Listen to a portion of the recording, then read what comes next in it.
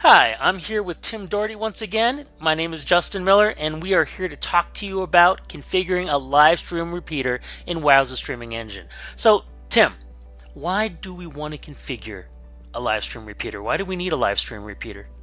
Well, this workflow that we're going over today would be ideal for somebody wanting to build their own private streaming configuration. I am in charge, or I'm part of a team supporting a giant company, and we have our own WAN links, we have our own facilities, and for security purposes, a lot of times finance organizations, highly compliant organizations that deal with HIPAA and a lot of confidential information, they'll use a closed streaming workflow just so they can go back to their boss and say, none of this video data ever goes outside the internet or outside our secure VPN environment. So it really is, it's a real standard way of scaling a video workflow 100% using Wowza Streaming Engine. All right. Well, hey, let's see how to set it up. This is the article that you'll find. It's in our Wowza Streaming Engine section of our website, and it's simply repeater. If you were to type in live repeater, Origin Edge, you'd probably be directed to this article. I'm going to demonstrate this, not step by step necessarily, but it just gives you a little bit of background about it, how to set up a live Origin application, which we're going to do, how to set up an Edge application, which we're going to do. So all of the steps are in here. You can do all of this in Wowza Streaming Engine Manager, so you don't have to access any custom files or anything like that. It's a very core aspect of our Wowza Streaming Engine software. So the first thing you want to do is determine where your origin servers are located. So right here, I have one streaming engine that's up and running. This is my origin server. It's under the domain local.techdemos. If you just kind of keep one eye on my address bar. I have another Wowza Streaming Engine running on a VM, and this is Ubuntu 18. So this is a VM that I have access to. That's going to function as my second Origin application, because what I'm going to set up here is the failover capability. Meaning if that Edge server is no longer able to grab content from Origin Server 1, it'll switch over to what you see in front of you, Origin Server 2. And then on the third server is where I'm actually going to create the Edge application. So first thing I'm going to do is make sure that I have streams coming into my Origin. So I have just a regular application called Live, no incoming streams. Same thing on the other Origin server, the desktop. Main application Live, incoming streams. I'm going to go ahead and start the Clearcaster encoders.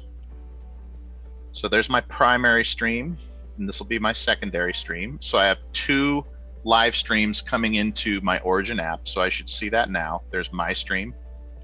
And then over here in the other Origin, I've got my stream. So I have two live sources, two Origin servers. Really straightforward. I go over here to my third server. This one's called Ubuntu Server. You can see up here. And I'm going to create a live Edge application. So if you were to go, if you're logged into Wowza Streaming Engine, you go to Applications, and then you would do Add Application, which is open by default. I'm going to hit Live Edge. And I'm just going to call this Edge. I'm going to trim it back a little bit because I'm not doing smooth streaming or Adobe HDS. And then this is where I enter in the URLs for my particular Origin servers. And fortunately, in this case, it's fairly intuitive. And I'm going to do 10.0.1.9/live. I need to put the port in there. And then this one below me is a very similar IP address. I just copied and pasted 10.0.1.11. So I've entered those two, and it's very much implied, the primary and the secondary. So theory on the workflow is as soon as the primary goes away, the secondary will kick in. So I'm set up and I'm ready to go, and now I want to connect a player to it. So this is where I'm going to go over to Theo Player, which I have ready for you. And before I do that, I'm going to bring up some monitoring statistics. So this is at Origin server number 1. You can see it has one connection coming in. That's from the encoder itself. Should see the same thing on Origin 2. And then on my Edge application, nothing's going on. So Origin 1, we have 1, Edge application 0. I'm going to go ahead and start my player here. So that's my primary stream coming in. So the URL syntax is the domain. In this case, it's running on port 443, which is implied with HTTPS.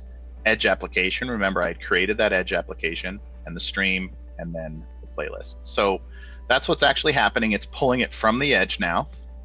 And on the Edge server, we see one connection. So it looks like, and shortly it'll probably render another one. It might have just popped up since I started talking. We've got an HLS connection here, which is this player over here.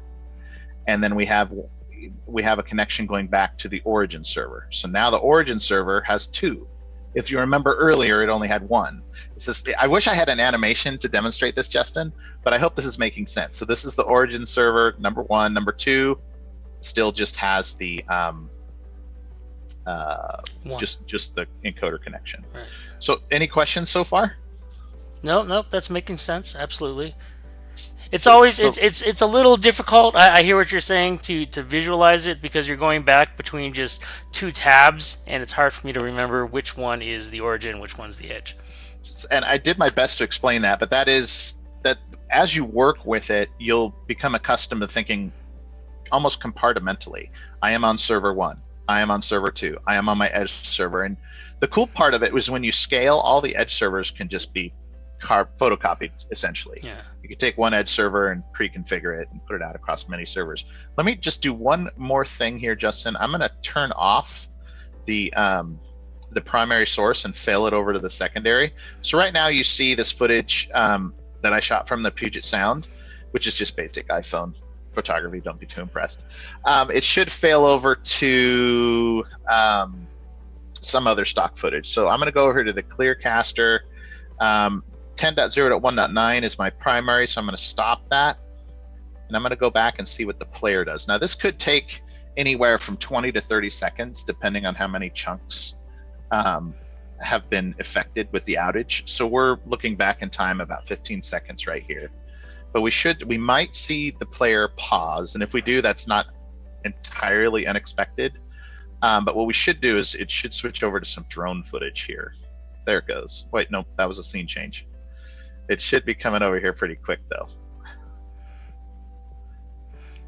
I know, with that time delay of possibly up to 45 seconds sometimes. Yeah, there it goes. You can see now that it switched over gracefully to a shot that I shot with my drone. So, it obviously worked. It doesn't fail over back to the primary, so if I start the primary again, the clients will stay connected to the secondary origin. Yeah. And this was just a blank part in the video, and so that's kind of the end-to-end setup. All right. So yeah, if you're interested in scaling in your own environment, you need a primary and a secondary failover. Of course, this supports all of the outbound protocols that Wowza can offer: MPEG-, Apple HLS, SRT, etc. So SRT would be a different configuration, but ultimately, within this framework, you can scale yourself using Wowza technology. Well, thank you for showing us, Tim. I always like looking at it and also thinking about how that can be integrated with Clearcaster. As I'm looking at all the Clearcasters that you have connected, it just makes me think of setting up an Edge server like you're talking about, and having many connections ready to go that way. Definitely, and also bear in mind that load balancing schemes can be integrated into this as well, and Wowza does provide a load balancer free of charge. So we do have advanced ways of setting this up. We love to do custom work. So thanks for watching. Yeah, thank you, everybody, and tell Tim that he needs to get out of the van by the side of the river and get back to his house. Get home, right. Tim. I'm streaming in a van down by the river. How about that? Is that dry? Is that too dry? It's too dry. All right. Well, for the rest of you then, happy streaming.